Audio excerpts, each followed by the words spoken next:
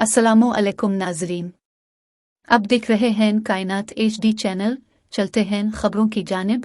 उकाड़ा से हमारे नुमाइंदे शहबाज अली खां के मुताबिक वर्ल्ड मलेरिया डे के सिलसिला में सेमिनार और आगाही वाक का इनेकाद किया गया।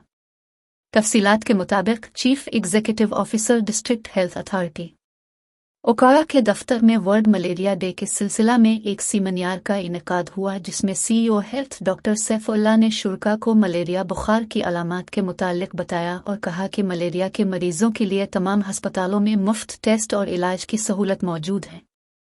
सीमिनारे में district health officer doctor Syed Ejaz Ahmed Shah ने मलेरिया की अलामात और बचाव के तरीके बताते हुए कहा कि मलेरिया खतरनाक बीमारी है मगर काबिल इलाज है।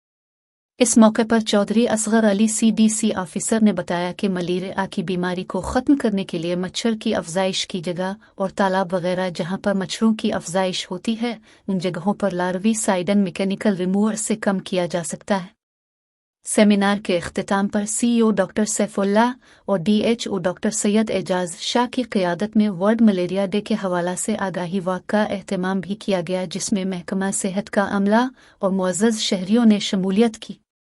वाक CEO दफ्तर से शुरू हुई और टैंक चौक में इख्तिताम पजीर हुई।